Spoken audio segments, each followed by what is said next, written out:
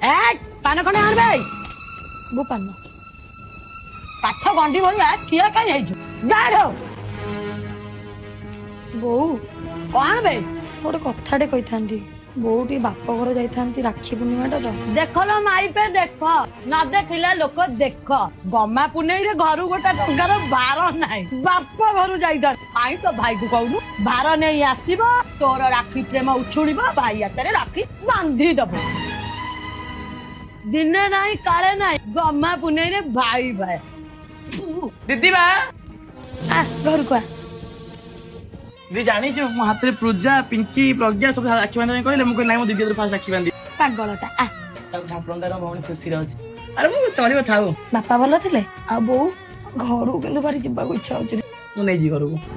କୃଷ୍ଣା ଆଇଲୁ ଆ ବୋଉ ଥଣ୍ଡା ଦେଇଥିଲୁ ପଚାରିକି ଦେଇଥିଲୁ ଛୁଆ ଭାଇଟା ଖରାରେ ଆସିଥିଲା ତଣ୍ଟି ଶୁଖେଇ ଯାଉଛେ ବୋଉ ମତେ ଯା କହୁଛ ତାକୁ କିଛି କୁହନି ରାଧା ଧିଅରେ ବାଧା ବସି ଯାଉଛି ଆଉ କାଞ୍ଚୁ କାହିଁ ତୁ ନା ନା ଆଖି ଗୋଟେ କଣ ପଡିଗଲା ନା ତୁ ସତ କାଞ୍ଚୁ ନା ନା ନା କାନ୍ଦିବି ନାହିଁ ଆଖି ଗୋଟେ କଣ ପଡିଗଲା ଆଜି କାହିଁ ଛୋଟ ବେଳ କଥା ବହୁତ ମନେ ପଡୁଛି କେହି ନଥିଲେ ଆମକୁ କିଛି କହିବା ପାଇଁ କି ବୁଲୁଥିଲୁ ଖେଳୁଥିଲୁ ଭାଇ ଭଉଣୀ କେତେ ଖୁସିରେ ଥିଲୁ ପୁଣି ଫେରି ଆସନ୍ତା କି ଆମ ପିଲା ବେଳ କେତେ ଭଲ ଥିଲା ନା ମୋ ପାଖରେ ଆଜି ଗୋଟେ ଦିନ ରହୁନୁ ମୁଁ ରହିବିନି ତୁ ତ ଗାଳି ଫାଳି ଖାଉଛୁ ତୁ ରହିବିନି କେହି କିଛି କହିବେନି ତୁ ମୋ ପାଖରେ ଆଜି ଗୋଟେ ଦିନ ରହ ଦିଦି ଆରେ ରାକ୍ଷୀ ବାନ୍ଧ ମୋ ହାତରେ ମୁଁ ପଳେଇବି ତୁ ସବୁବେଳେ କହୁଥିଲୁ ନା ଦିଦି କେବେ ଶାଶୁଘର ଯିବ ତୁ ଏବେ ଖୁସି ନା ତୋ ଦିଦି ଏବେ ବହୁତ ଖୁସିରେ ଅଛି ନା ଦିଦି ନା ସବୁ ବିକି ମୋର ମତେ ଛାଡିକି ଯାଆନି ମୁଁ ଏଠି ଖୁସିରେ ନାହିଁ